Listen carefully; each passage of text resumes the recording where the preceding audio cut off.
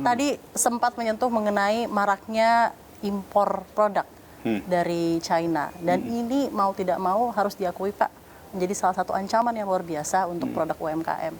Apa yang Anda bisa sampaikan mengenai hal ini? Oke, ini memang saya harus bilang ini big issue, ini big issue banget.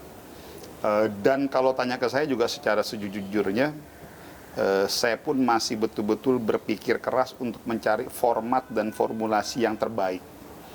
Karena penyelesaian masalahnya nggak bisa hanya sekedar jangka pendek. Iya.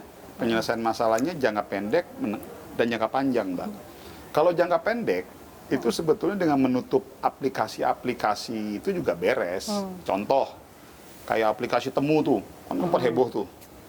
Itu kan aplikasi Temu tuh kan, itu kalau sampai dia bisa masuk ke Indonesia itu habis itu pengusaha-pengusaha UMKM. Kenapa? Karena dia itu menjual barang yang dari pabrik. Jadi misalnya dari pabrik itu dibikin baju tuh segala macam, dia langsung bisa promosiin tuh Ke consumer. di aplikasi Temu itu. Harganya pasti udah nggak karuan kan. Iya. Nah, makanya itu kita blok. Tetapi itu kan target jangka pendek tuh, solusi jangka pendek tuh. Solusi jangka panjangnya apa?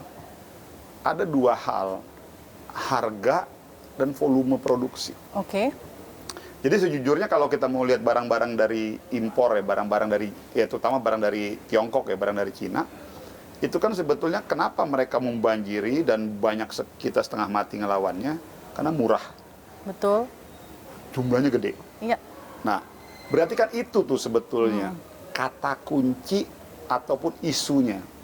Berarti sekarang kita kalau bicara jangka panjang harus berbicara bagaimana caranya kita bisa mendorong pengusaha-pengusaha UMKM kita menghasilkan sebuah produk dalam jumlah kuantiti yang besar dengan harga yang semurah-murahnya. Kosnya kan di situ sebetulnya. Nah, Iya. itulah tadi saya, Mbak. Tapi nggak bisa ya Pak memblok supply yang ada dari China itu sendiri atau regulasi-regulasi sekarang kan yang akhirnya udah. memberikan tarif dan Nah, lain-lain. ini kan sekarang sedang lagi dibicarakan nih antara kita bareng dengan Kementerian Perindustrian, Kementerian Perdagangan dan beberapa kementerian lainnya. Itu sedang kita ini kan. Tetapi maksud saya Mbak, kita nggak boleh hanya sekedar itu solusi jangka pendek. Kalau tanya ke saya ya, mohon maaf. Jadi memang sekali. UMKM-nya yang harus jadi fokus Iya, utama kita harus. Jadi inti masalahnya harus kita temuin dulu. Apa tadi dua hal?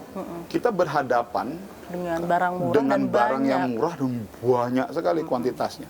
Berarti untuk melawan itu ya kita harus siapkan UMKM kita bisa memproduksi barang dalam jumlah yang banyak dengan harga yang semurah-murahnya. Iya. Artinya di mana? Berarti harus ada regulasi, kebijakan, atau kita sebagai pemerintah, kementerian, mendorong agar UMKM kita bisa menuju ke sana tuh. Ya. Ini yang saya sebut istilahnya UMKM holding. Gitu. Ya kalau bahasa bisnisnya tuh namanya closed loop inclusive system business. Oke. Tapi kan nggak mungkin kita ngomong kayak begini Mbak ke publik panjang kali Iya. kan gitu. Impact-nya apa berarti Pak? Impact-nya kayak gini. Dengan UMKM holding, kita akan buat holdingisasi. Jadi kita clustering tuh UMKM menjadi satu. Sebagai contoh nih, saya ambil contoh nih merchandise. Ini contoh ya, contoh kasusnya di merchandise. Kalau kita pergi ke Mekah, umroh, kita mau beli replika Ka'bah tuh, pasti kita beli di bawahnya tuh made in China, made in Vietnam, made in Bangladesh. Kenapa mereka bisa membanjiri ke sana? Karena mereka harganya murah-murah dan jumlah pasokannya banyak tuh, didorong lah ke sana. Nah, kalau kita mau buat kayak begitu, kita harus buat holding merchandise-nya. Ini contoh aja Mbak, sebagai contoh. Ini holding merchandise. Di bawah holding ini ada kurang lebih 1.000 UMKM contoh. Di situ kita berikan dia sistem keuangan manajemen yang sama, sistem bisnis yang sama, mekanisme produksi yang sama, alat produksi yang sama, seragam semuanya. Dengan seperti itu, kita bisa menghasilkan jumlah produk yang tinggi, volumenya gede, kos produksi bisa ditekan. Oke. Jadi pada saat kos produksi bisa ditekan, harga modalnya pun pasti murah. Salah satu contohnya begitu. Jadi kita buat tuh clustering. Kalau tadi kita mundur ke belakang, yang tadi saya bilang, connectivity itu kan di industrinya. Tapi kalau tadi kita mau bersaing dengan produk-produk, contoh nih Mbak, kayak tas ini. Ini kan contoh kasus nih, ini tas. Harganya sekarang berapa? 3 juta. Betul. Kenapa bisa 3 juta harganya? Karena sendiri dia ngebangun. Iya, ekonomi soft skill-nya nggak ada. Dia produksi barang Iya. ini hanya sendiri. Betul. Bisa aja manual, tidak dibantu dengan mesin dan lain sebagainya. Tapi kalau kita clustering, kita holdingisasi Iya. dengan sistem bisnis yang pola bisnis yang sama, Harganya bisa kompetitif. harganya bisa turun. Gitu loh maksud saya. Nah, ini yang lagi mau kita dorong nih. Jadi arahnya saya Oke, Pak. untuk berhadapan tadi Mbak bilang barang-barang impor salah Harus satunya itu. jauh lebih murah dan jauh lebih banyak juga Iya. ya Pak. Tapi tanpa tentunya mengurangi kualitas karena iya kan dong, memang iya. holdingnya itu tadi kan Iya. bersama-sama mensuplai barang-barang partially yang Iya. berkualitas Heeh. gitu ya. Karena Betul. memang ini adalah sinergi UMKM gitu ya Pak. Ya. Kalau nggak kayak begitu berat kita. Akhirnya kita gali lubang tutup lubang.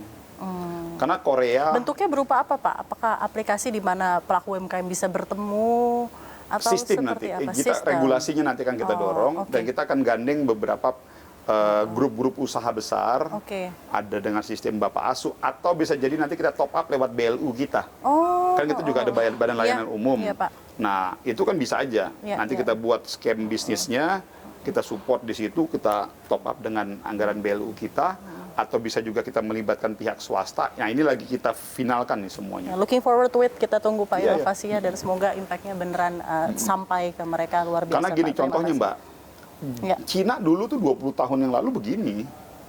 Iya, 20 tahun yang lalu coba deh kita lihat. iya. 20 tahun yang lalu juga nggak semasif seperti Sekarang sekarang. mereka yang juaranya di segala Sekarang mereka udah industri. luar biasa. Iya. Dulu kita ledek-ledekin tuh produk-produk Cina tuh. Motornya aja ngawur-ngawur kan nggak jelas. Tapi sekarang Iya.